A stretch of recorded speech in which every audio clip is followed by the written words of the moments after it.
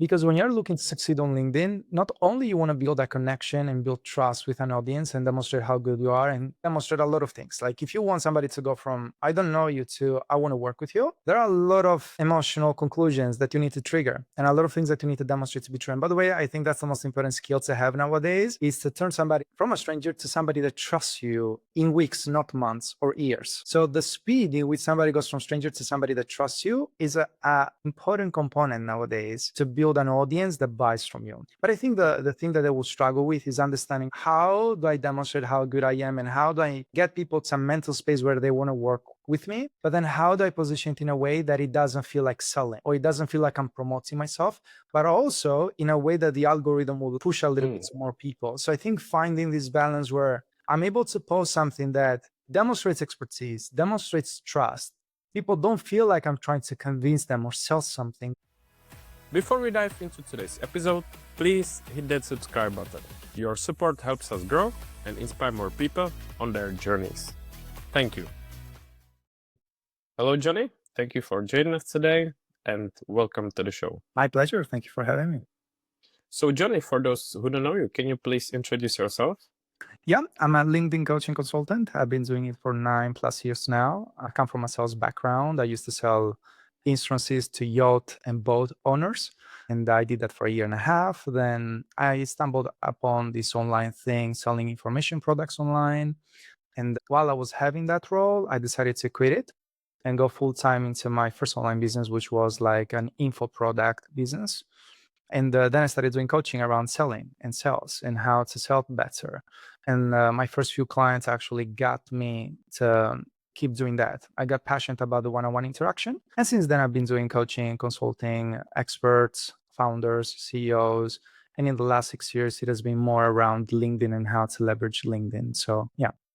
Is that sales something that you've always been interested in? Yeah, the psychology behind it. And I think back then it was a little bit different the way it is now.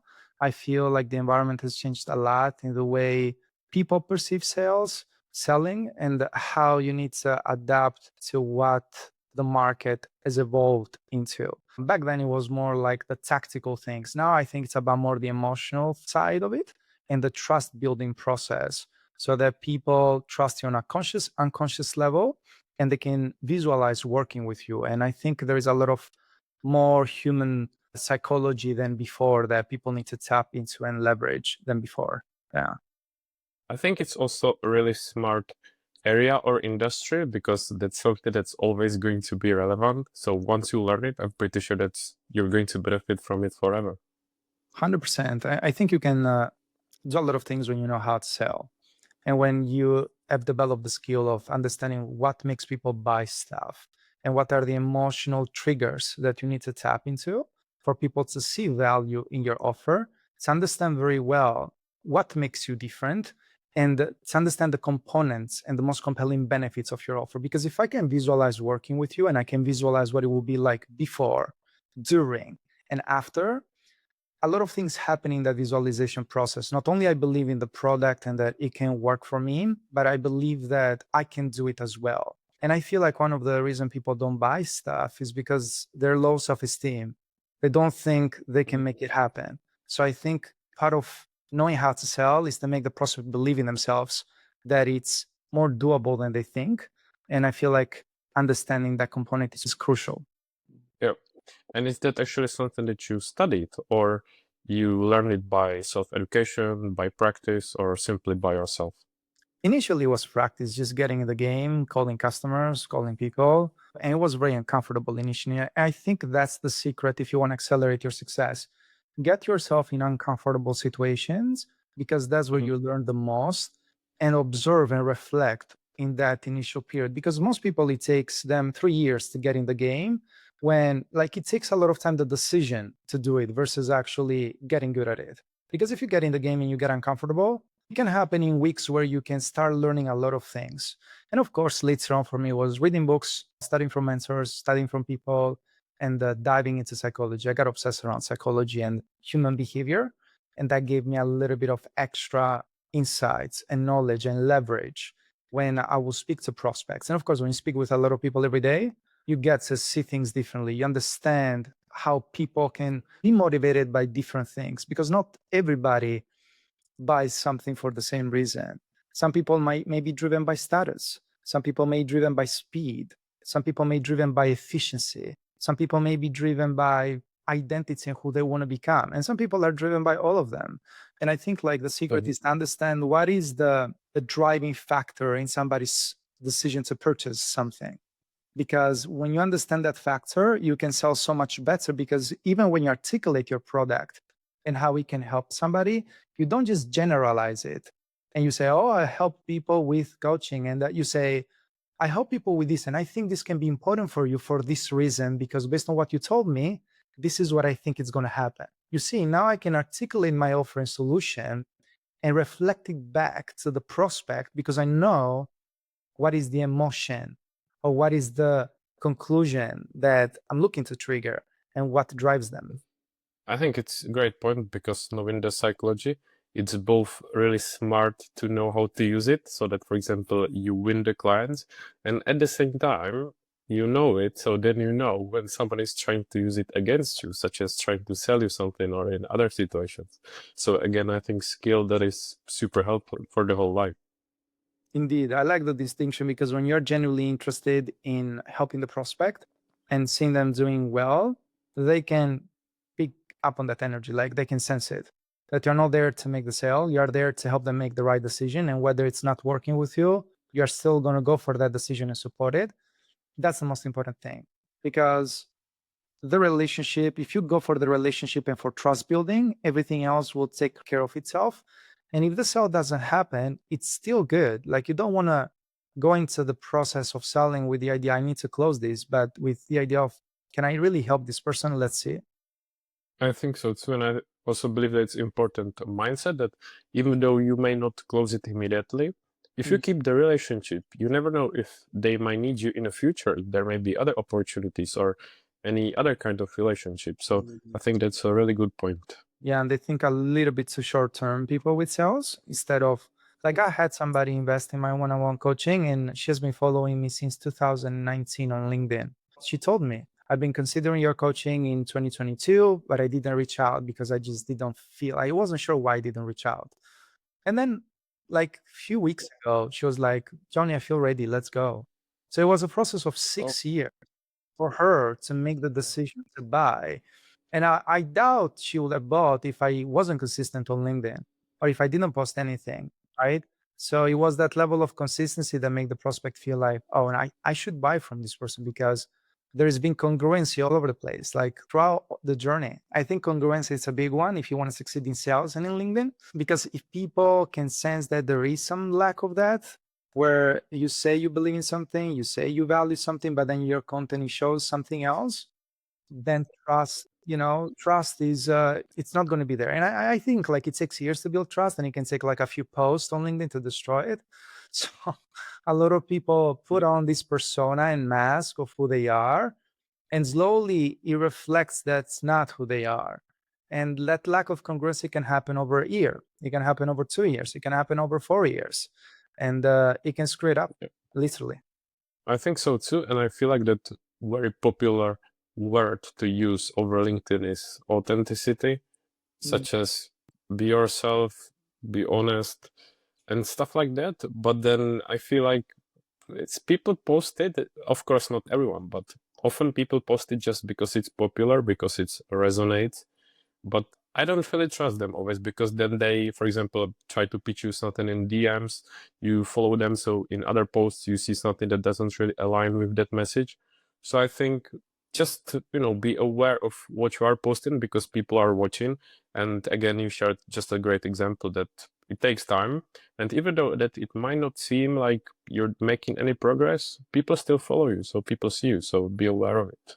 Oh yeah, a lot of clients that I'm speaking with, they have people buying from them because they've been following them for a year, and they pull the trigger and you don't even know they are there. Like they are watching, because the highest quality client somebody's going to get, they are not going to like and comment on your post. Like I've noticed this in the last few years. They're just going to watch silently, quietly, and look for congruency. Look for, can I trust this person with my money? Can I trust this person with my time? Will this person be there for me after we conclude our work, right? Can I look at this person and be like, they are legit? So there are all these questions that prospects have in their mind before reaching out, that if you don't answer with confidence and certainty, and you don't build that level of credibility over time, they're not going to feel confident enough to get in touch. So they're watching. Yeah, they're watching. And I think I would just advise people to try to place themselves in the shoes of basically the clients, because if it was me, I would also be like following, watching, and trying to basically recognize whether you're the right person and then reach out to because it's obviously quite a commitment, and there's also big competition, whether on LinkedIn or other social media platforms, because everyone is trying to sell something or win clients. So it just takes time, and yeah, it's just about the quality. I think you said that perfectly. Nailed it. To add to that, Thomas, if you're not good at what you do, and if you can't demonstrate how good you are quickly, you're going to lose them. I think there has never been a time where people can sense expertise. Like, I can look over my feed and I can look at somebody's content, and I need a few seconds to understand if this person knows their stuff or if they're full of shit, because of how they structure their thoughts, of how they deliver their expertise.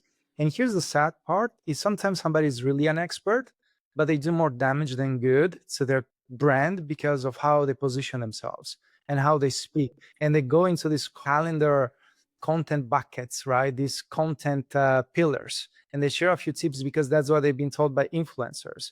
In reality, standing out, it's about showing how good you are and people getting a sense of how skilled you are.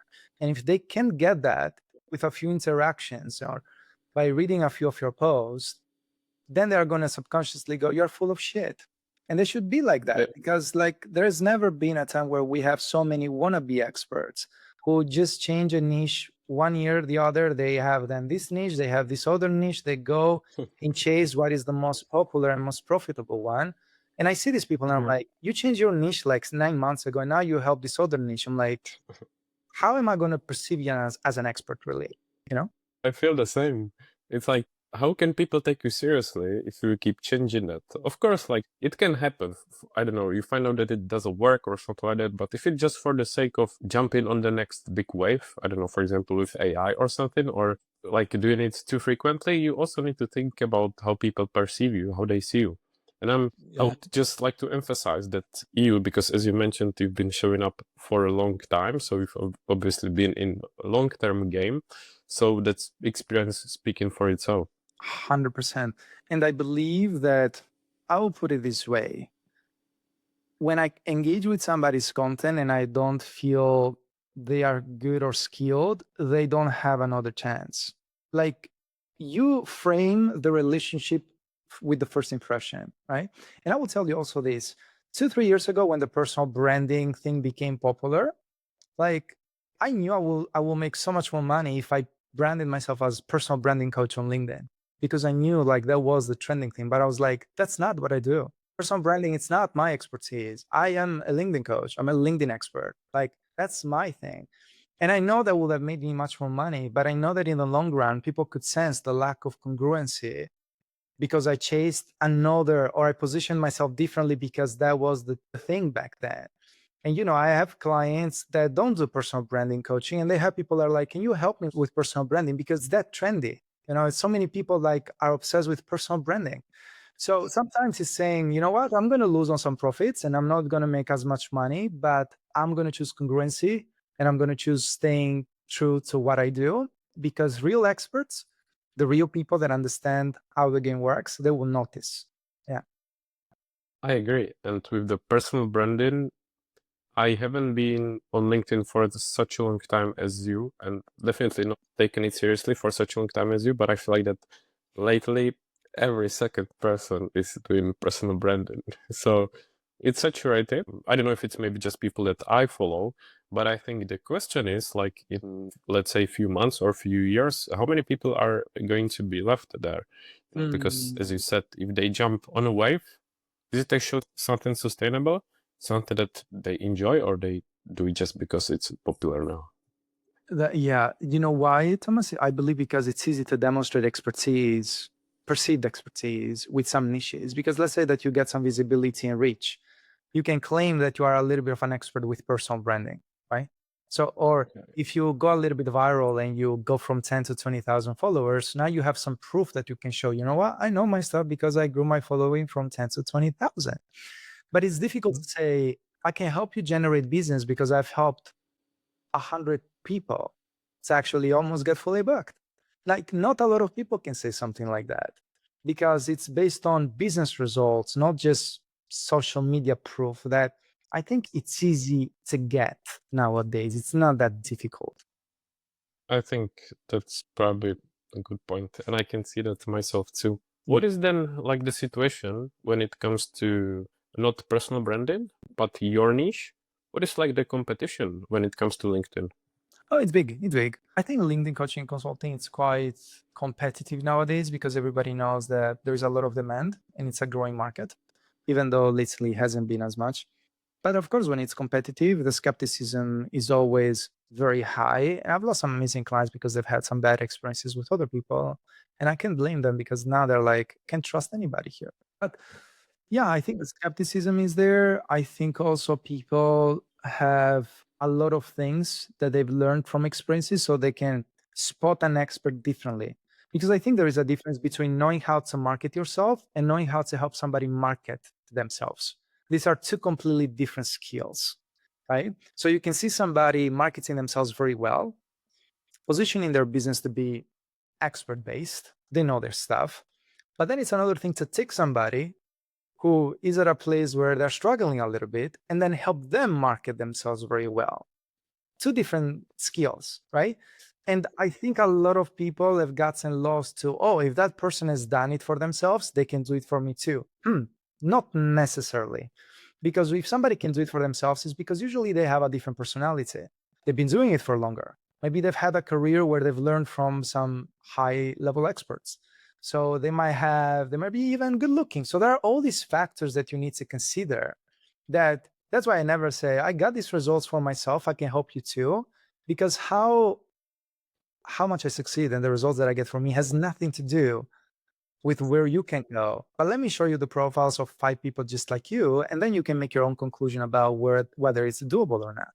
That's a different thing. Yeah. It's a good point. Always, I guess the best way is just to prove it with evidence of the other people that you help with. I think good example would be outside of personal branding that we discussed, for example, with AI, because obviously it's a big trending topic. And I think, honestly speaking, if you post about AI, I don't want to say it's easier, but because it's trending, everyone wants to keep up to date. It might be a bit easier, like to grow. So then you may also use it. Oh, I grew so quickly. But then what are the factors? Is it actually your knowledge, your strategy, or is it the topic and posting breaking news, which then helps you to grow faster? Yeah, I like that one. I think there are different levels of expertise. Thomas, there is the level of expertise of I have done it for me. Level 1. Level 2 is I've done it for me and I've helped somebody with that, right? Level 3 is I've done it for me and I've helped other people to actually get the same results. Then there is level 4. I've helped hundreds of people to get the result. Then there is level 5. I've helped thousands of people to get that result. And then there is level 6 where, you are basically so good and you've given so much success to other people that undeniably you're viewed as the go-to person. I'm in the hundreds now, so I'm getting to the 1,000. So I think I see it as levels and levels. And a lot of people are level 1 or level 2, but they publish their business and market themselves so well that you will think they are level 4, you know? Yeah. But is it then true, actually? It's a tough one. One needs to be careful and I would say also a bit critical, like when it comes to people like this, because you never know. Yeah, and I always say, if you're looking to hire experts, it's like ask them for proof or ask tough questions like, can you show me other people that you have helped recently? Can you show me the profiles? Can you show me the work that you did? And go speak with their clients. Like all the people that I'm working with right now, like at least most of them, they get in touch with other clients and they can see actually that it's legit and it's not something that it's just well put on social. So I think doing the due diligence I like people doing that because I think you can spot a lot of things from there, and doing your research also can help. I think so too, and I only agree. Are you struggling to stay consistent on LinkedIn? Fan Post helps you create high quality posts in minutes, so you can write faster, show up more, and stress way less. Built by creators for creators is the easiest way to grow your presence without burning out. Try it free at fanpost.com. Then, from working with so many clients like you, I guess it will be quite a broad and tough question, but what are some common mistakes or patterns or challenges that your clients struggle with? I will say not understanding very well the dynamic between social selling and psychology. Because when you're looking to succeed on LinkedIn, not only you want to build that connection and build trust with an audience and demonstrate how good you are and demonstrate a lot of things. Like if you want somebody to go from I don't know you to I want to work with you, there are a lot of emotional conclusions that you need to trigger and a lot of things that you need to demonstrate to be true. And by the way, I think that's the most important skill to have nowadays is to turn somebody into a stranger, from a stranger to somebody that trusts you in weeks, not months or years. So the speed in which somebody goes from stranger to somebody that trusts you is a important component nowadays to build an audience that buys from you. But I think the thing that I will struggle with is understanding, all right, how do I demonstrate how good I am and how do I get people some mental space where they want to work with me? But then how do I position it in a way that it doesn't feel like selling or it doesn't feel like I'm promoting myself, but also in a way that the algorithm will like, that will push a little bit to more people. So I think finding this balance where I'm able to post something that demonstrates expertise, demonstrates trust. People don't feel like I'm trying to convince them or sell something, but in the same time, people want to engage with that post because there is some sort of storytelling. There is a strong opinion. There is something interesting about that people want to join the conversation, which gives that a little bit more reach and visibility.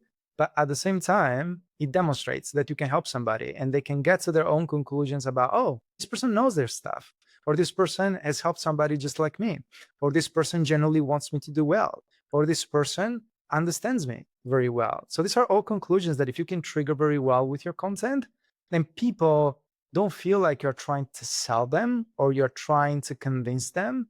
That's where I think quiet influence happens. And it's one of those skills that I think it's people tend to struggle a lot with because they think it's about providing value. And let me tell you something.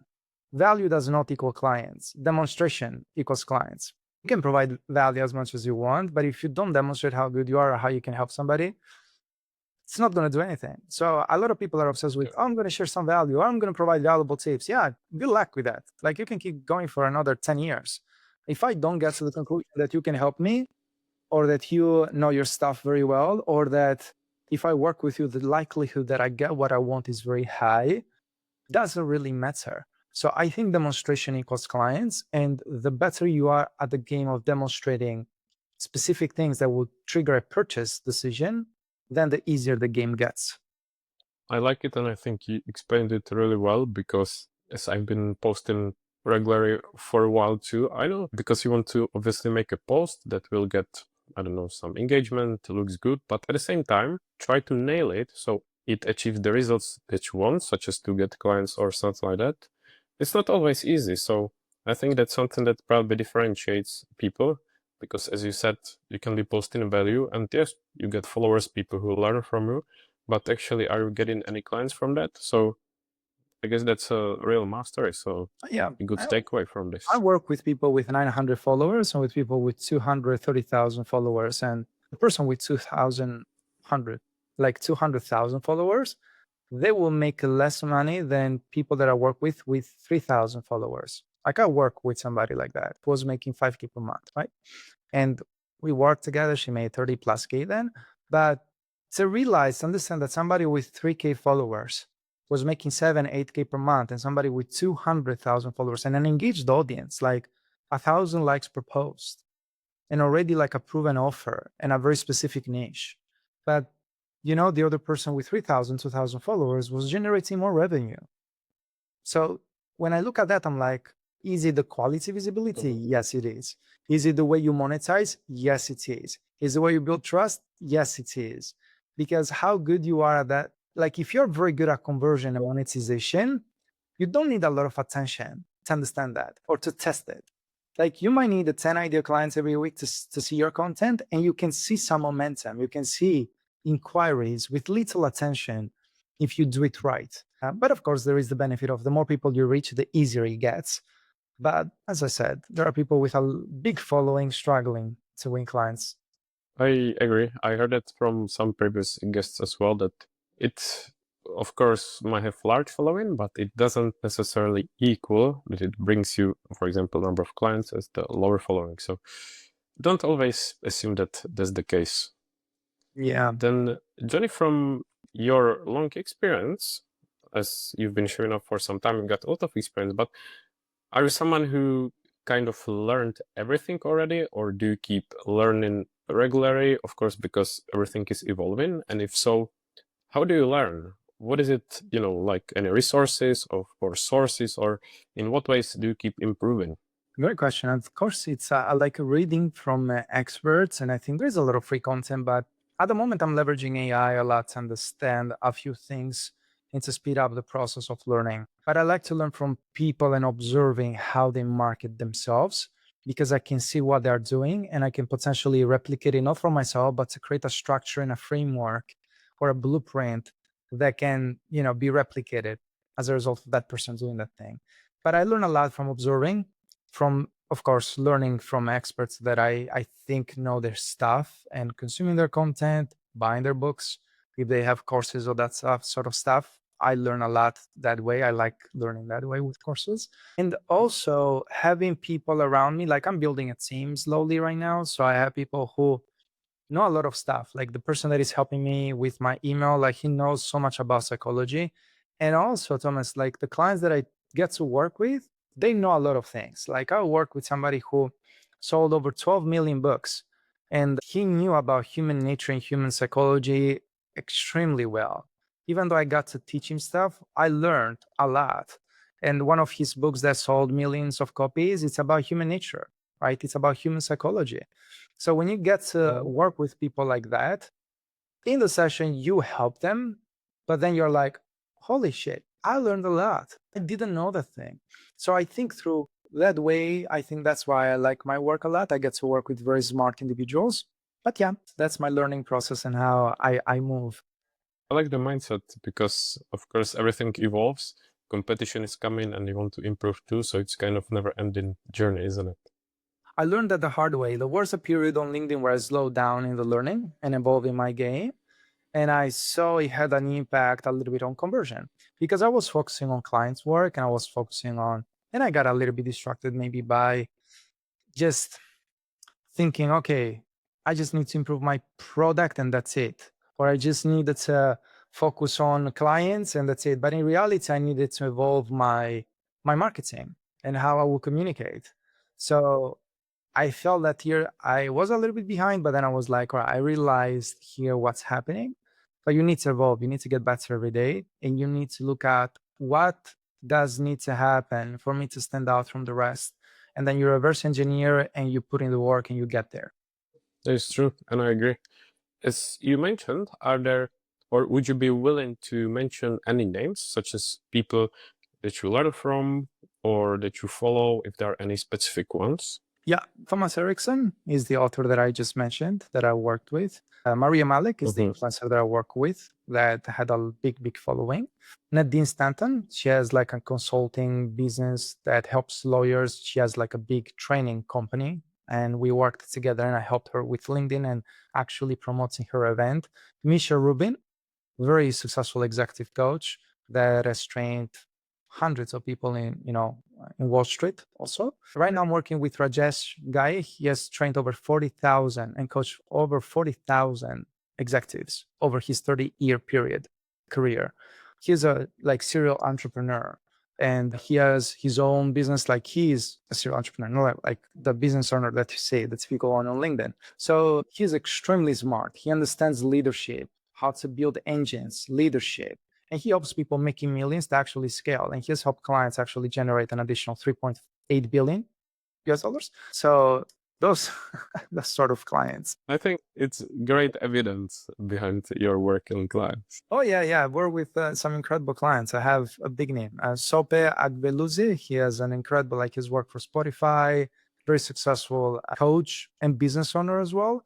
Katie Jean Romain, one of the most successful coaches in Australia, in my opinion, go-to career coach, and she was making about 100K per month when we worked together on LinkedIn. So yeah. Have you got a dream client, someone that you would love to work with? There is somebody that I spoke with recently. He's a former $1 billion CEO. That sort of client excites me a lot. And there is somebody who is actually a $1 billion exited CEO that could also be like people like that who have been in the game and have gotten incredible results with their business, whether they've sold their business for $1 billion, whether they've led a business that was $1 billion company, or still entrepreneurs, 8-figure entrepreneurs and coaches and experts. Those type of people excite me to work with because there are little tweaks that can be made in their strategy to stand out from everybody else, and they have the work ethic and the beliefs, so there's nothing to change there. They just need direction and strategy. I was about to ask you if you still find new clients challenging, because after all the experience and just the names that you mentioned, if it feels like still exciting, but I guess what you just said now, that there are still new challenges and interesting clients to work with. Yeah, yeah. And the more you go for those clients, the tougher it gets because the decision-making process is so different. For them to feel that you are legit, there needs to be a lot of touch points. So it's different, it's more difficult, but I think it's worth the effort when you go for it. And that's the thing about LinkedIn, like the quality of international clients that you can land is insane. I don't think you can attract people like this on TikTok, like, as I like to call it, or Instagram. I think they're hanging out on LinkedIn. And if you position yourself very well, yeah, there's great opportunity. And Johnny, what would you advise to someone who wants to start a similar career as you, who wants to become also LinkedIn expert or a coach or work on LinkedIn like you do? What would be like advice for someone who doesn't have any clients, so basically no proof behind their work? Good question. The easiest path is try and develop a really strong foundation around what you do, your expertise, and decide to study the game very well. Like spend 2-3 months, even more than that, to really understand the basics, human behavior, psychology, how people engage in the platform. And then go help 10 to 20 people for free, give them results, create yourself some proof, give yourself some real world experience, and develop your program and improve it from there based on the feedback that you get from those clients that you help for free. And then the proof. So there is a lot of advantages when you're like, all right, I'm starting out and I want to become an expert. Let me develop some solid foundation. Let me take 10 to 20 clients for free. Let me use that experience to improve my program, to get proof. And also, I believe can be the fastest way to get your first few clients, because if people are happy with their experience, not only they can refer other people and give you the testimonial, but also they can be like, I like working with you. I found benefit. Let's keep working together. So I think like you don't become an expert by reading books only or just watching videos. Like you've got to get in the game and you've got to get that practice. And I don't think you are worthy of charging money until somebody says, I see value, let me pay you. And when you get to that point by getting people, helping them for free. I think so too, because it's obviously challenging. There is a competition.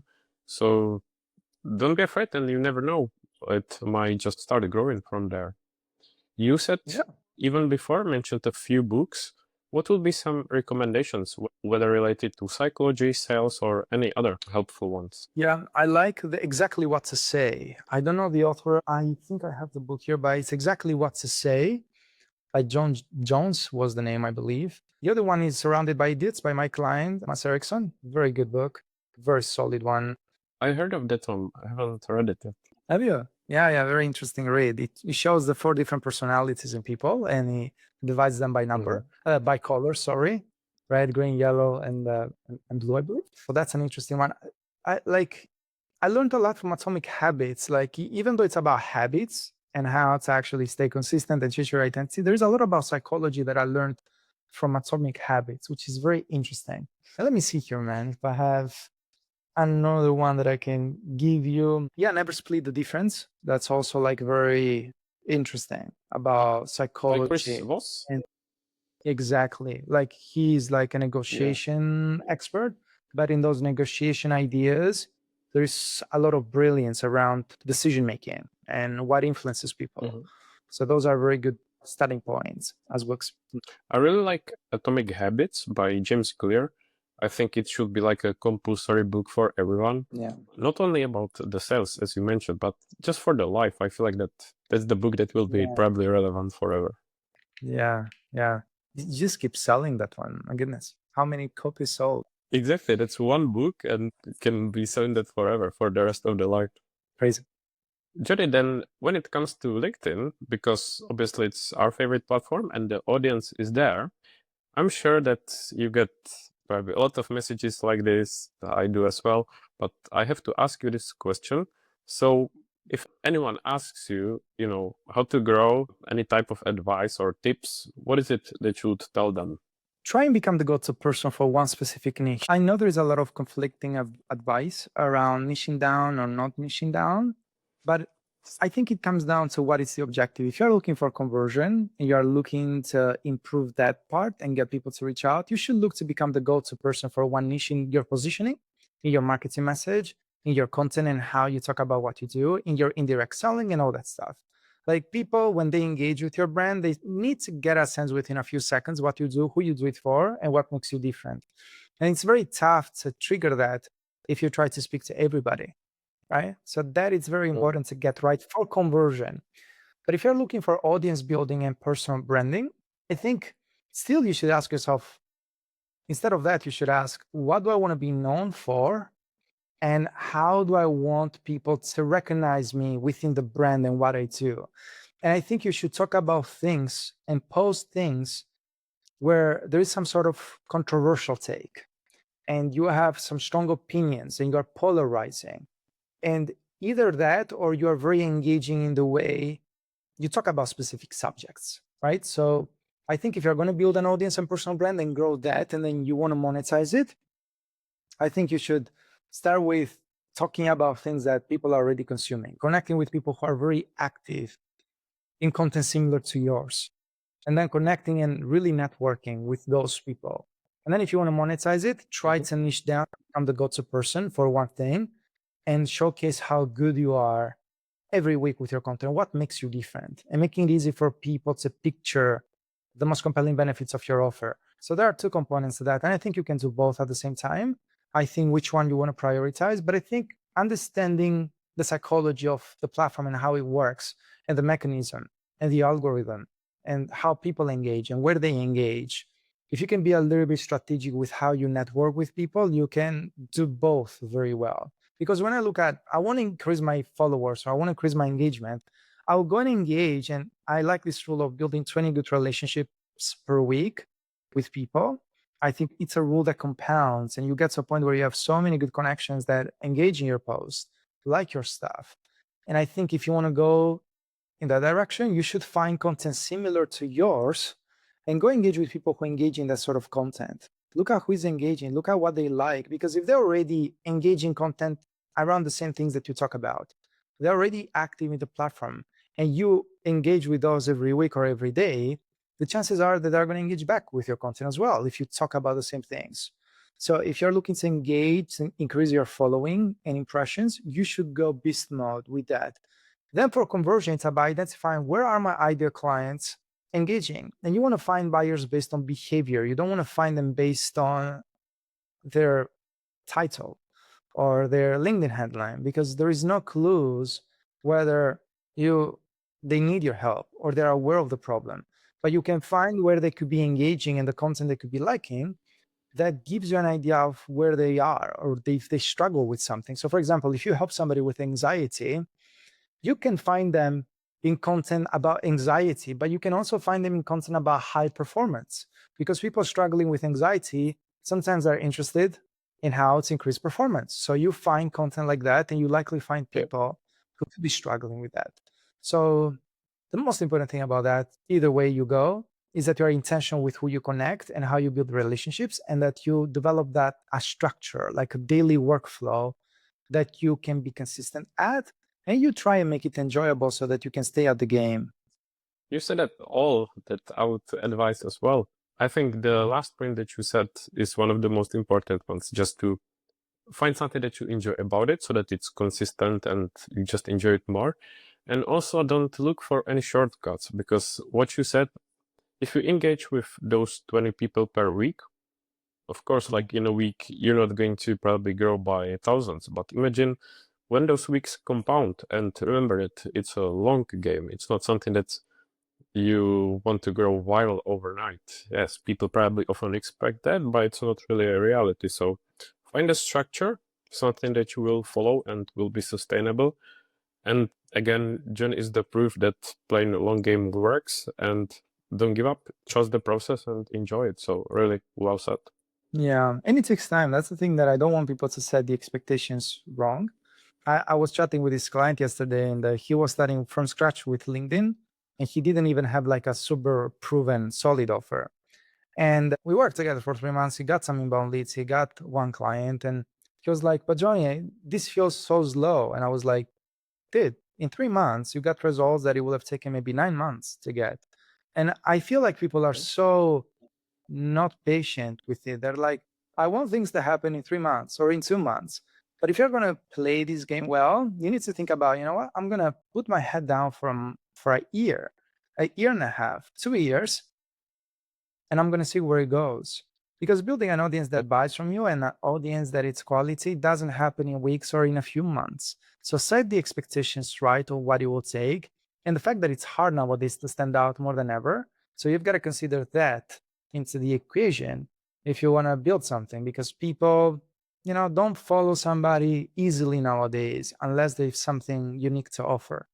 That is very true. And I think people also often see the results of, or maybe not results, but posts of other people where they brag or show, I got this and that number of leads or results like this, and people then tend to compare. But then you don't know what's the whole story, how long they've been showing up, what's the background, if it's even true. So I would just recommend to see it as inspiration, maybe learn something from that, but at the same time, don't compare because you don't know the whole story. Exactly. And you don't know how much work and how many years they've been at it. So you assume that they did the same thing as you or they've been the same journey. But there are people that have been at it for 2, 3 years. They didn't get result the first year, but they kept at it. And now you see the success, but you don't see like the effort and the struggle and the failures and the investment that they put into it. Yeah, exactly. That is very true. Johnny, then, as we will be finishing soon, I want to ask you a few lighter questions. So, what is it that you enjoy doing in your free time, or what are some of your hobbies? Okay, beach volley, tennis. Beach volley a little bit less, but I like to play tennis. And I really like to just travel when I have a chance, honestly. But I think it's something where I sacrificed in my journey early on, like the first 5, 6 years. My business, I didn't travel really. I didn't get to do a lot of things that I enjoy because I thought that I shouldn't have. I shouldn't give myself those self-care routines. So to enjoy myself because I wasn't at a point where I deserved it, right? And I think that's something a lot of people can relate to. But I think once you get to a point that you feel like things are working, you should, give yourself a little bit of space to reflect and travel maybe a little bit more. The things that I enjoy is tennis and travel a little bit when I get the sense of spending time with family and having good quality moments with family. I think there is no better experience in life than being in nature with some good food, with people that you love, and just having good conversations. That is true. What is your favorite place you visited, or what is your dream place to visit? These are not light questions. I will go with Hamburg, Germany, and Cannes, France. I wouldn't expect Hamburg. Why is that? I've never been there, so I don't really know. I went there. I loved a lot, like how clean it was, the space, how much nature there was, and like I believe that you should be all seasons in one place to judge it. I was there in summer. Like if you go there in November, good luck going out of home with that cold. I enjoyed actually how how like the space, it was like very chill. It didn't feel like there were a lot of people. And even though there is like Mhm. over 1 million people living there, there is no smog because a lot of people go with bike. They're very like the people around the place that you live in or that you stay have a lot to do with the place itself. But I enjoyed. I went there for holiday and I loved that part of the place. Yeah. I'm good to hear that. And I asked you before about book recommendations, but what are some of your favorite movies? Movies. The one with, I'm not sure if you know the name of this, Thomas. The one with DiCaprio, Mark Wahlberg, and that one with man, I don't remember. From Scorsese? I think it was Scorsese. Isn't it Departed? Exactly, nailed it. Departed. That one of my favorites. Yeah, that one is brilliant. The Gladiator, I would say, and the second one is the one with De Niro and Al Pacino. That one is called. What is that one called? Something with Mafia, maybe? I don't know, but I bet it's from Scorsese as well. Yeah, Scorsese, man. Scorsese seems to be like, but I think it was, yeah, it was the Hit. It was the name. Yeah, Hit. Okay, yeah. I'm not sure if I've seen that one, but I will check it out, and those are definitely good picks. Great ones. Yeah. What are yours? Mine, I would go for Dark Knight from Chris Nolan. I'm a fan of superhero films, and I think Dark Knight is just perfect film. Yeah. And the whole trilogy, I recommend it to everyone. Johnny, then Yeah. can you please summarize where people can find you, follow you, and promote any of your services? You can go on LinkedIn, follow me there. There is a 5-day LinkedIn course for free that people can access and learn a lot of stuff that I believe some people charge money for, so they can get a lot of value there. Another place that I'm starting to be a little bit more active is Instagram. So following me there also, I will be more active. But those are the two places that people can start to follow me and, to get to learn more about my approach and what I do. I will, as always, add any links to the show notes. And then the very last question.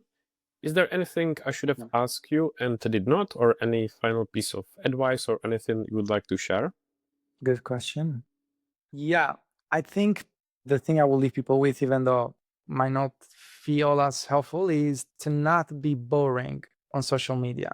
In the sense that if you value somebody's time, they will value your message. And a lot of people, even people with videos like introducing themselves, and I'm like, what are you introducing yourself for? I can see your name. It's up there, right? So value value people's time. Don't be boring. I'm like, hey, I'm James from jamesmarketing.com. I'm like, good, James, get to the point, dude. So that's the thing. Like, if you value people's time, you're not boring and you can add some sort of entertainment around your message so that people can learn, but also not go to sleep. That's a good combo. I like it. And I agree because it's like when you get sales pitches in your DMs and there is a long paragraph about the introduction of the person, then trying to praise something about yourself that obviously is AI generated. I'm like, come on, just get to the point. Let's respect each other's time. It's much easier and much better.